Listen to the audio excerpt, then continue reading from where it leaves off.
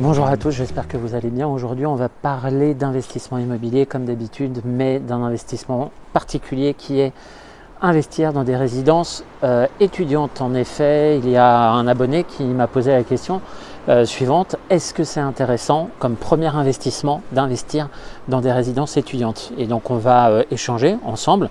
En tout cas, je vais vous donner mon point de vue aujourd'hui.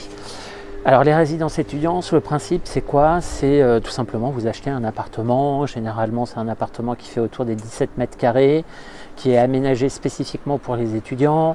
Et généralement la résidence étudiante est gérée par une agence qui s'occupe à la fois de trouver l'étudiant, qui s'occupe de tout ce qui est gestion du bâtiment, et en contrepartie il vous garantit une rémunération trimestrielle de mémoire. Donc c'est tous les 3 mois vous touchez un loyer donc rémunération qui correspond à peu près à 4% de l'investissement.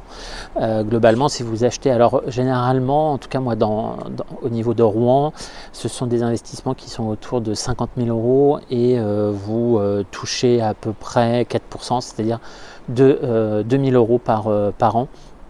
Ce à quoi vous enlevez aussi la taxe foncière, donc ça vous fait un rendement de 3,5% avant impôt. Donc ça peut être intéressant. Alors c'est intéressant à plusieurs niveaux, c'est que tout simplement vous vous occupez de rien, puisque l'agence qui s'occupe de la location s'engage auprès de vous de louer cet appartement, c'est-à-dire qu'il y a un bail entre vous et l'agence qui s'occupe après de faire ce qu'elle veut de l'appartement. L'objectif c'est qu'elle loue. Et en contrepartie de ce bail qui correspond à 4%, en tout cas en contrepartie de la mise à disposition de l'appartement au niveau de l'agence, vous avez une rémunération de 4%. Donc en fait, il n'y a rien à faire. Ce que vous devez faire, en tout cas en termes de gestion, c'est entretenir un peu le bien. Donc quand il y a des toilettes ou des éléments liés, souvent c'est lié à la douche ou lié à la cuisine à changer, c'est pour vous. Mais voilà, donc en fait c'est la sérénité totale. C'est-à-dire que pendant 9 ans, vous êtes à peu près sûr d'avoir une rémunération. En fait, c'est un peu comme des SCPI, sauf que les SCPI, le bail, c'est pas 9 ans, c'est ad vitam aeternam. Donc voilà, donc plutôt sympathique sur le principe, puisque vous ne vous occupez de rien. Par contre, derrière, la rentabilité, c'est pas ça. C'est-à-dire que globalement, la rentabilité, c'est du 3,5% net avant impôt. C'est pas avec ça que vous allez pouvoir déjà rembourser le prêt et puis faire du cash flow.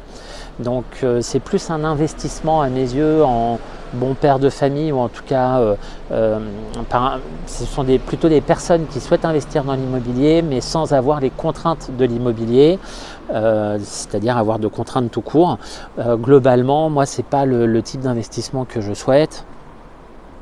Tout simplement parce qu'aujourd'hui, en rendement brut, je suis à 9%. On enlève à peu près 30% pour tout ce qui est paiement des taxes foncières, charges de copropriété, etc. Donc moi j'ai un rendement à peu près net avant impôt de 6,2-6,3%. Donc vous voyez, je suis presque le double de ce type d'investissement.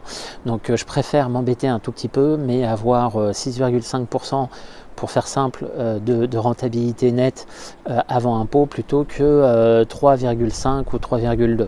Donc oui, c'est un investissement qui peut être sympathique, peut-être en termes de diversification, mais pour se faire vraiment un patrimoine immobilier de qualité et rentable, c'est pas en tout cas la priorité, puisque je vous dis et je vous le rappelle, c'est plutôt du 3,5% net avant impôt dans votre poche. Donc voilà, donc j'espère en tout cas vous avoir éclairé sur ce type d'investissement. L'immobilier, il y a plein d'investissements immobiliers possibles, les SCPI, les places de parking, les studios, les meublés, les murs commerciaux.